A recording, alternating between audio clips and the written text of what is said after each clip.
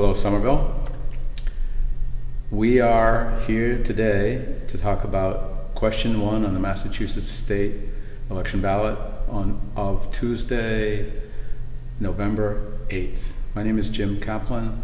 I'm active in the Massachusetts Teachers Association and a longtime member until retirement of the Somerville Teachers Association. Good morning, Somerville. My name is Marianne. I am a member of SEIU 509 and happy to be here this morning to talk about Fair Share Amendment and why it is so important. And why is it so important to you? So transportation is important. The money is going to be constitutionally allocated for transportation and infrastructure.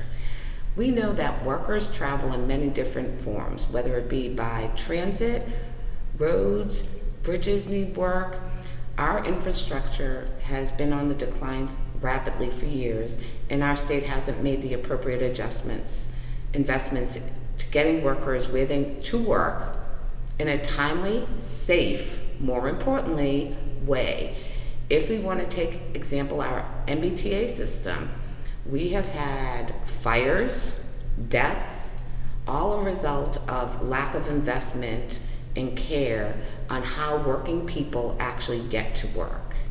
I can give an example of a story where I was going to a meeting in Boston. I only needed to go 3 train stops away. It took over 2 hours on the Orange Line.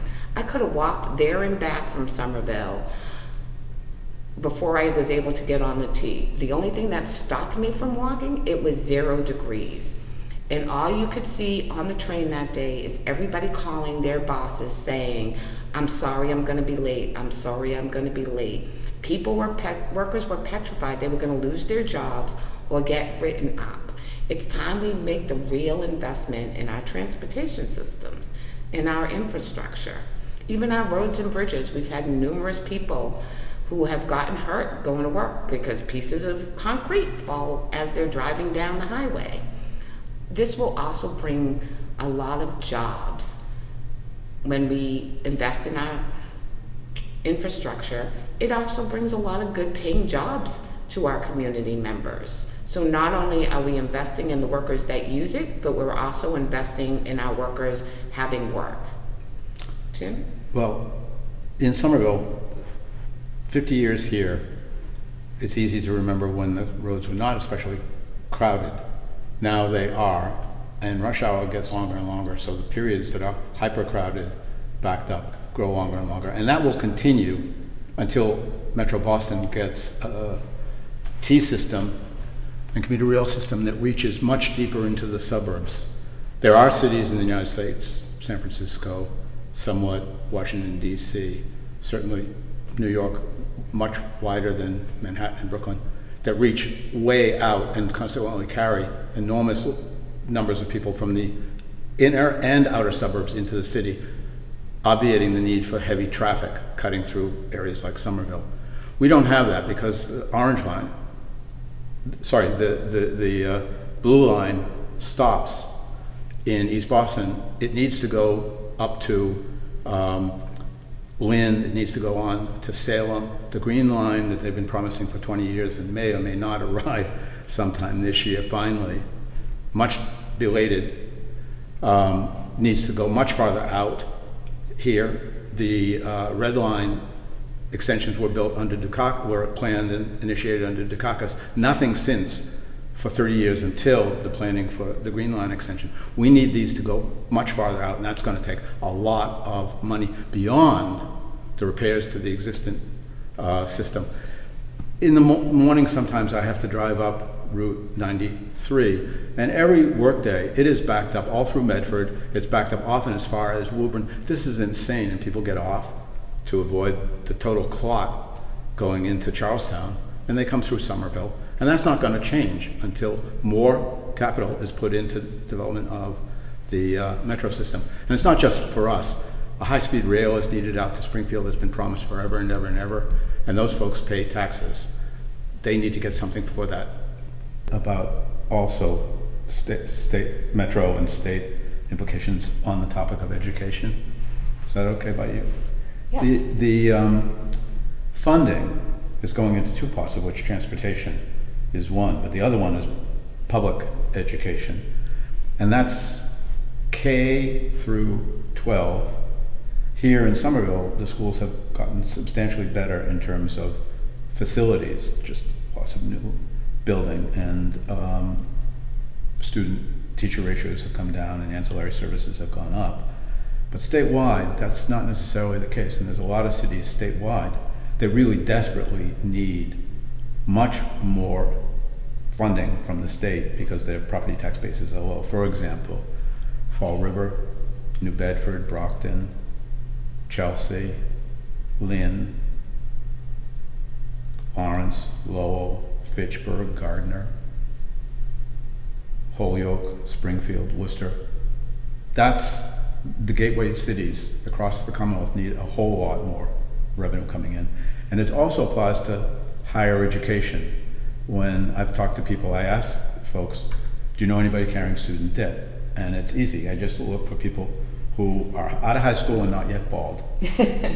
And not yet gray, I should say. And loads of them are carrying student debt because for about 30 years, state aid to higher education has gone down and down and down, and therefore tuitions have gone up and up and up, and consequently, and fees even more so. Consequently, people are carrying these on their backs way beyond the age when they should be looking for mortgages, which they can't afford because they're paying student debt. If we could shunt more money into that sector as well as K to 12, it would permit stabilizing tuition and fees, and therefore the prices for admission could level off. And the privates, even if you're not in the state school, privates add a bonus on top for themselves. But if it's not moving up, they are restrained from moving up. So if it stays here and they get too high, people just move into the state public universities. That's the way it should be, but only if we get this passed. Here in Somerville, I didn't go through this system, but you did. So I went through this system, and from the time I went, the buildings generally had holes in them a majority of the time. I can remember at Somerville High School. Yeah. And those same holes were there when my children went to high school. I know we have a beautiful new high school now, but that was the city needing to wait to be able to afford the investment. It wasn't that nobody didn't want the investment, it's the ability to afford. And when you talk about all those other communities, we're also talking about communities of color and communities that have lower incomes that need this constitutional amendment so they can make true investments in the educational system for the improvements, because we know education is how you raise your own annual cost of living or ability to live with the rising costs of housing, and people need better education, and they cannot afford, many families and many even single people can't afford based on their student debt. I work with people that have been working for over 20 years and still have student debt that they're trying to pay off. Exactly. And they didn't go to Ivy League colleges. They went to colleges that they could afford, and a lot of them state schools, and they're still paying off that debt. That is the system continuing to set up a hierarchy of who's entitled to a good education and who's not, by putting constant roadblocks in their way and not allowing them the same classroom ratios as private schools. Our public schools and our families pay taxes. They're entitled to a good quality education, and we need this amendment to really fund our education system and make it doable for teachers. So it's everything you said, I agree with entirely. Some people can't even get in, much less carry the student debt. They don't have the money to get started. Right. And that also needs to be addressed by holding it level as wages come up. And therefore the barriers to entry into community colleges and state colleges become less absolutely insurmountable as they are for many people right now. The critics of this say that there's no guarantee where the money is going to go. Well, that's one of various bogus arguments.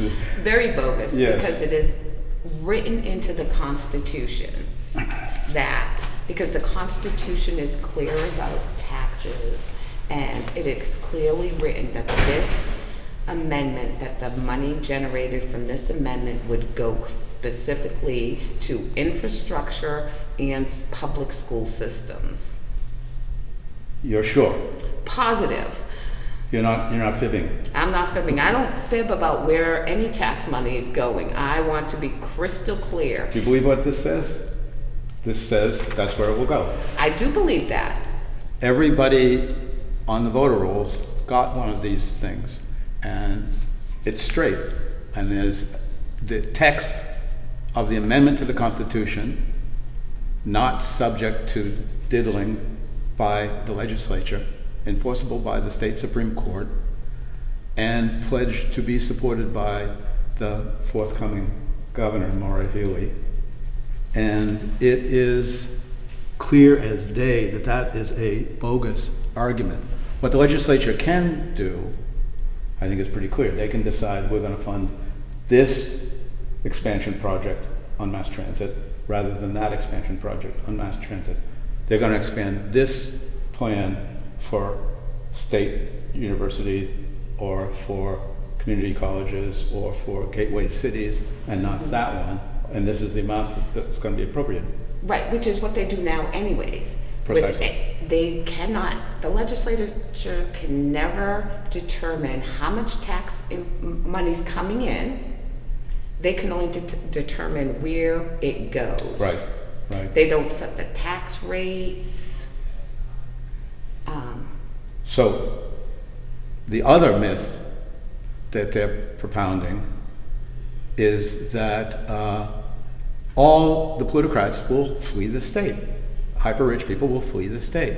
Well, that's a kind of logic that stands to reason without any evidence at all. The contrary is actually the truth of the matter. If one thinks about where rich people prefer to live, it's in California, Washington State around Seattle, New York, Massachusetts, Connecticut, all high-tax states, every one of those high-tax states. There is not a mass migration of wealthy people to Mississippi and Alabama, for example. No, not at all. Not at all. And New Hampshire, that is alleged, but everyone that is lost to New Hampshire, 2 more are picked up. It's just simply a bogus argument that has no evidence in terms of the direction of flow. People are going to stay where they get what they want in their lives. They don't have to worry about 4 cents on the dollar for over $1 million. So I've got a question for you. Do you know any of these alleged plutocrats in prospective flight from Massachusetts? Refugees, migrants out of Massachusetts? I have no one I know would be fleeing Massachusetts when this ballot passes. No one? No one. I think that most of Massachusetts, all of Massachusetts, minus the people that are funding the negative ads, are in favor of this ballot passing more than any other ballot question, because it is going to give them safe, reliable infrastructure in transit, and it's going to make their school systems better and educate their children or themselves much better. And they're all for it. I don't see there's mass exodus out of Massachusetts like they keep saying. So you don't think Bob Kraft and the head of New Balance, they're going to flee? With all the money that Bob Kraft makes from the working people that are for this ballot, I doubt he's going to flee Massachusetts. Okay. There's not many of them. I mean, it's understandable that people don't know folks who will be touched by the bill. And that's because it's less than 1% of the population, less than 1% of the population. Right. But they dispose of an immense amount of money because the distribution of wealth is so poor, and much, much more severely bipolar in Massachusetts than in most states in the United States. It will bring in $2 billion every single year with variation for the economic cycle, going forward until there's enough votes that they can try to create out of thin air to repeal this amendment, which is not going to happen. It's not going to happen. No, it's not.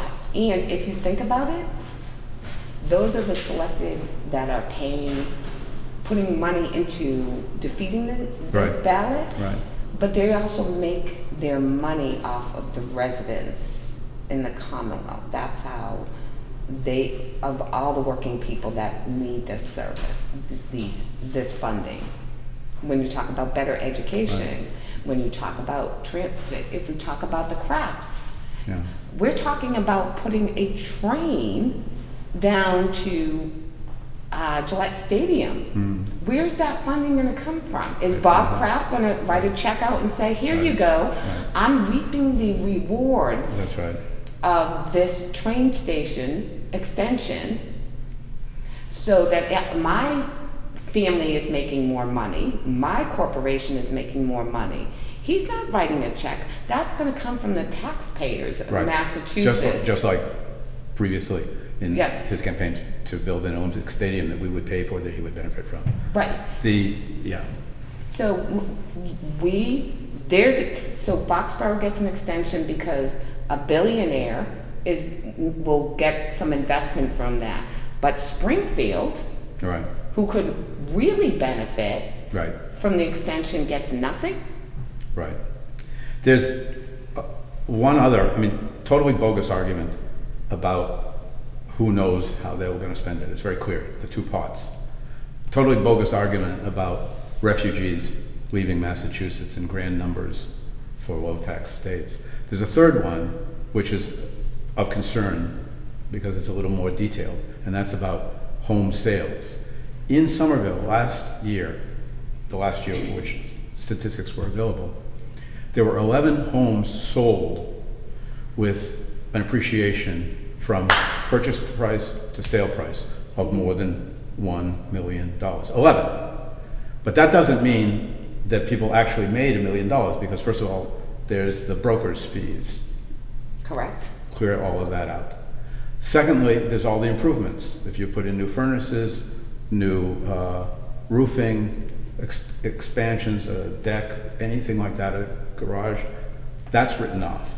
And then, in addition, you've got, for one person, if it's a single ownership, $250,000 write-off, and for a couple, it's $500,000 write-off. So of those 11 homes that were sold in Somerville, at the peak of the real estate market, which is now cooling somewhat, at the very peak of real estate values, there were only 11 homes that appreciated that much.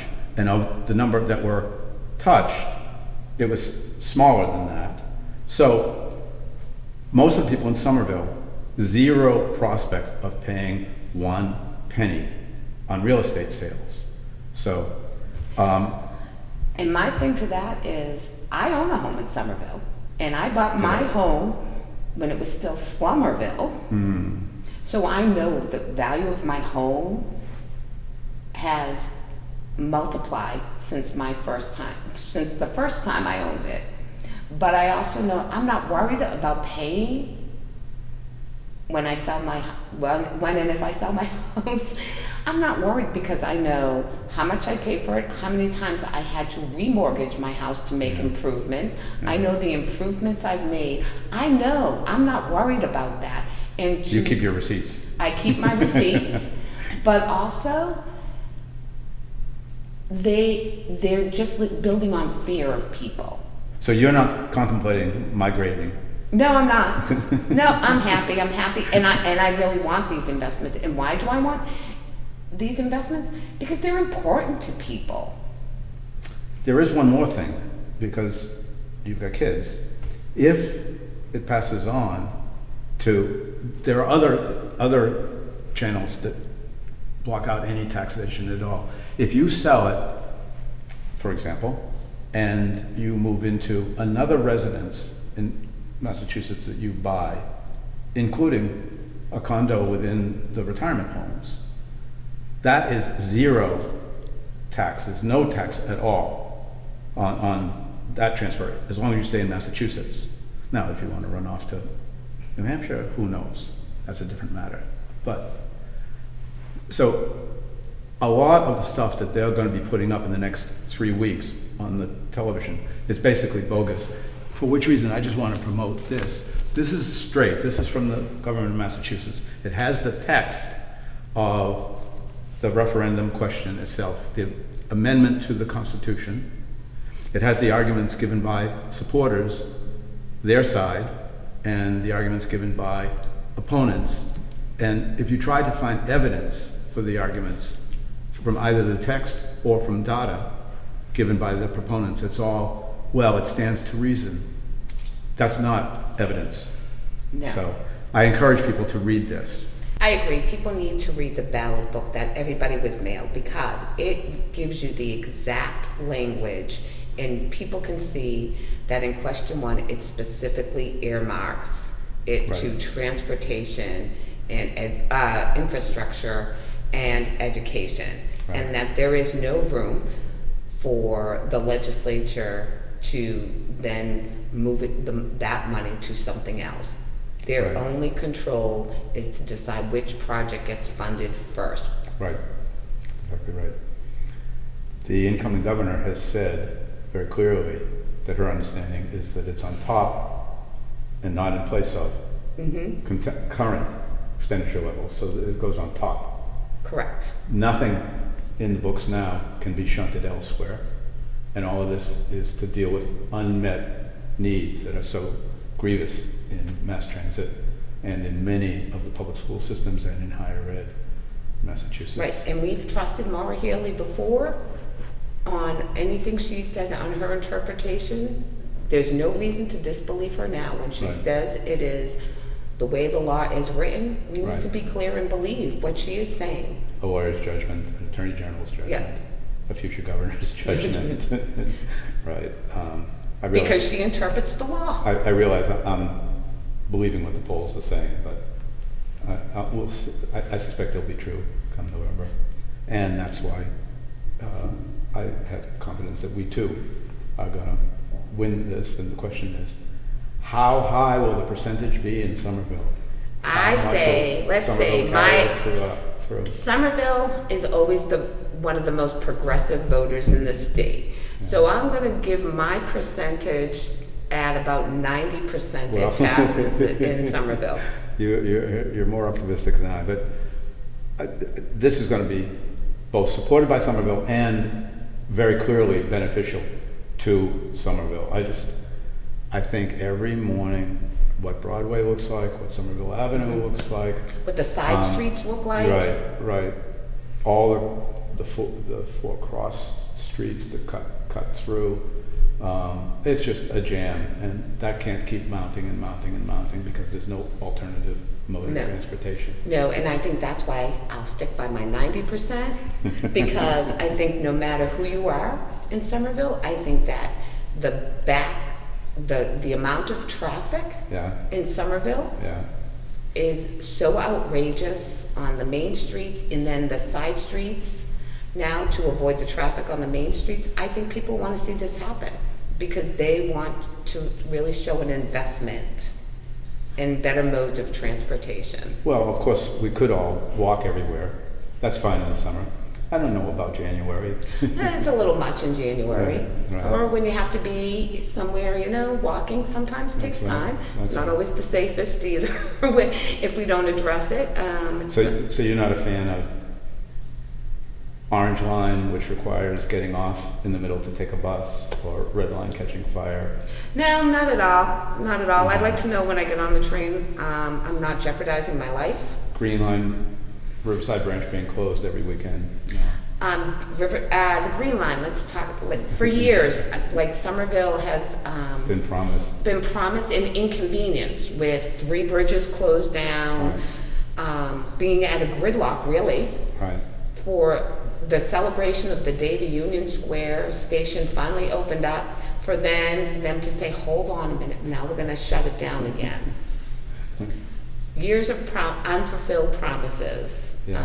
So we really just need to now really invest in our residents of Massachusetts and residents of Somerville. It is a taste. This expansion is a taste of what could happen, but it's the only taste since the Red Line extensions were planned and initiated in the late 80s.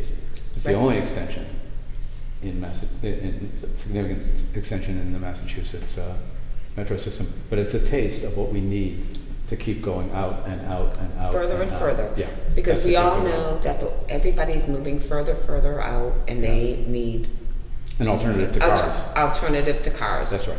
That's exactly right. So where could somebody find more information?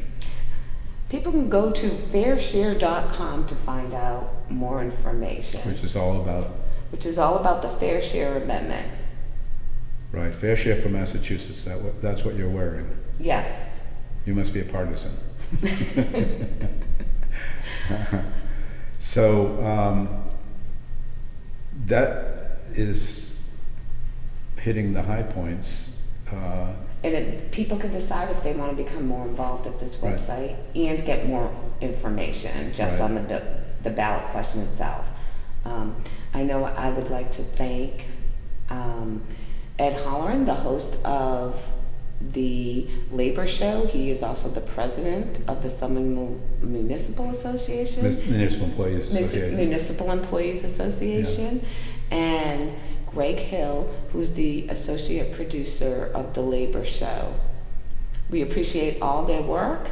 This is also very much a labor-funded ballot question because they know how important the labor We know. movement understands We how know. important it is. Yeah. Thank you for the time. Thank you.